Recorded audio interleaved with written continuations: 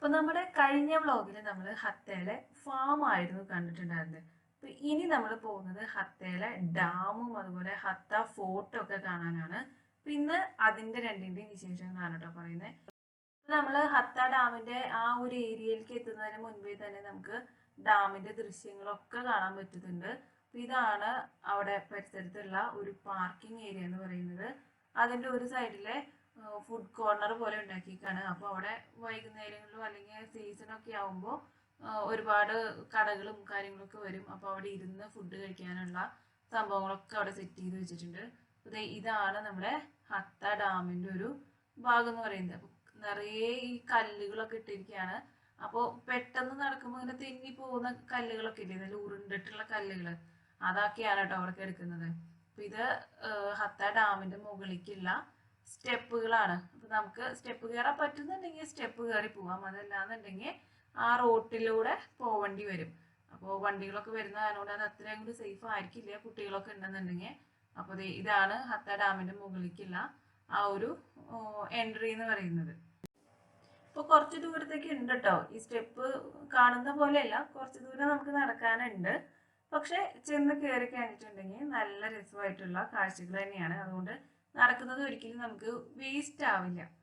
പിന്നെ വേറൊരു കാര്യമുള്ളത്, ഡാമിൻ്റെ മുകളിലേക്ക് പോകാനായിട്ട് നമുക്ക് എൻട്രി ഫീസൊന്നും ഇല്ല. പക്ഷെ അവിടെ ബോട്ടിങ്ങിനുള്ള സൗകര്യമുണ്ട്. ബോട്ടിങ്ങിനുള്ള സൗകര്യത്തിന് അവിടെ പൈസ കൊടുക്കണം. അത് നമ്മളിപ്പോൾ കുട്ടികളുടെ എണ്ണവും അതുപോലെ വലിയ ആൾക്കാരുടെ എണ്ണമൊക്കെ കണക്കാക്കിയിട്ടാണ് അവിടെ പൈസ ഈടാക്കുന്നത്. അപ്പോൾ ഇതാണ് ഡാമിൻ്റെ മുകളിൽ നിന്ന് നോക്കുമ്പോഴുള്ള ആ മനോഹരമായിട്ടുള്ള ഒരു കാഴ്ച കേട്ടോ.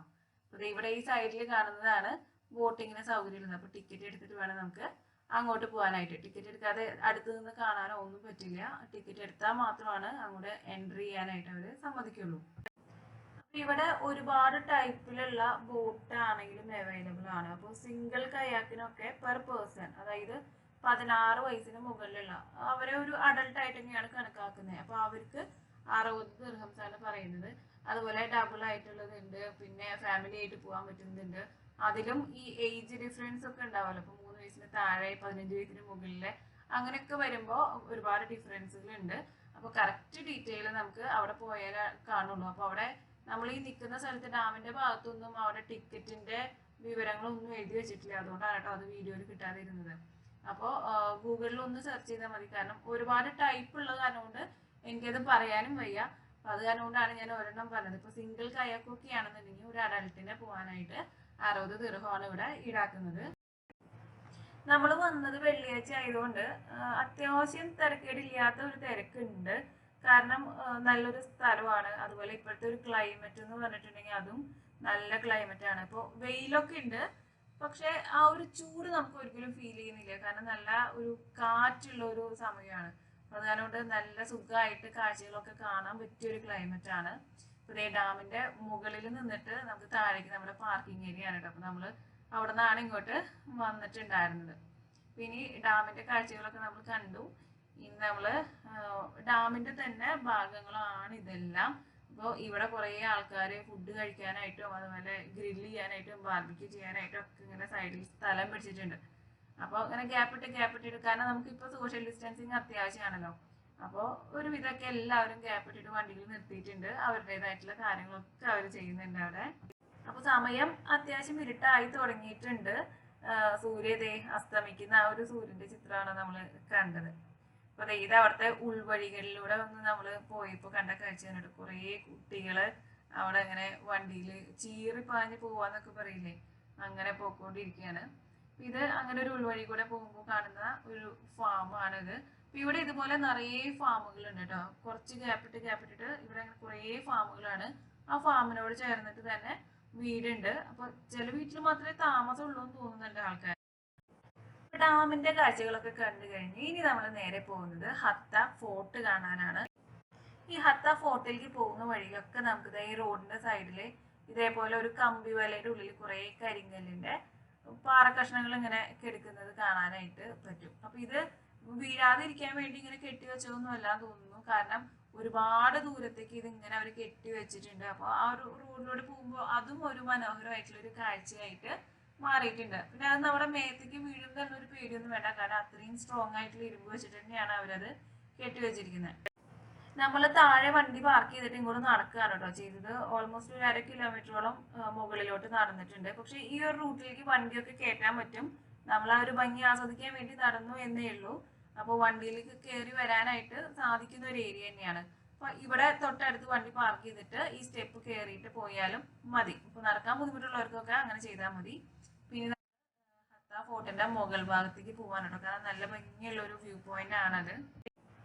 ഈ സ്റ്റെപ്പുകളൊക്കെ കരിങ്കല്ല് പാവിയിട്ട് സിമെന്റ് വെച്ച് ഉറപ്പിച്ചിരിക്കുകയാണ്. അതുപോലെ അതിന്റെ കൈവരികൾ എന്നൊക്കെ പറയുന്നത് മരം വെച്ചിട്ടുണ്ടാക്കിയിരിക്കുന്നതാണ്.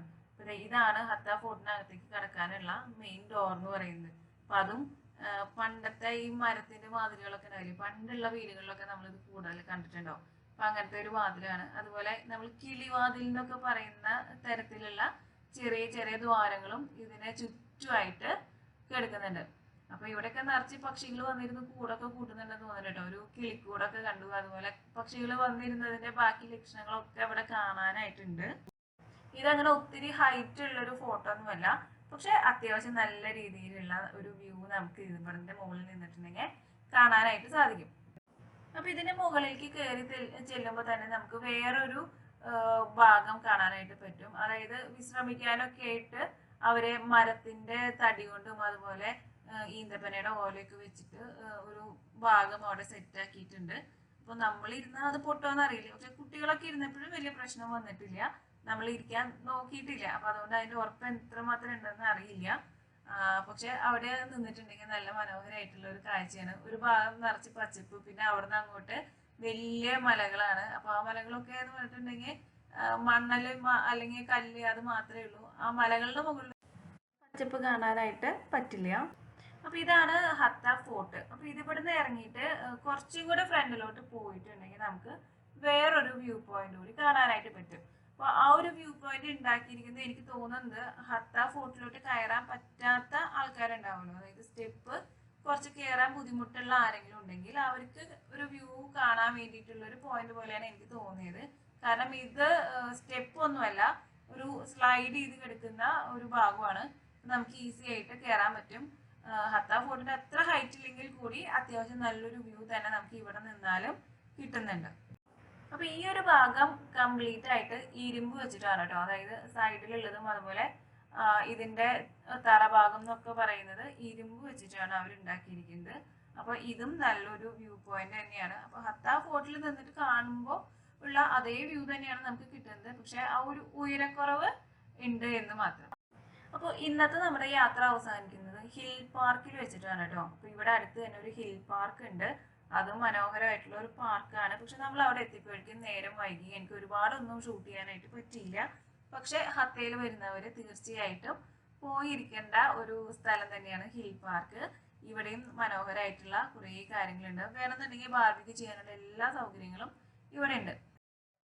അപ്പൊ നമ്മുടെ ഹത്തയിലെ വിശേഷങ്ങൾ കഴിഞ്ഞിട്ടില്ല കേട്ടോ, ഇനിയും ഉണ്ട് നമ്മുടെ ഹത്തയിലെ വിശേഷങ്ങള്.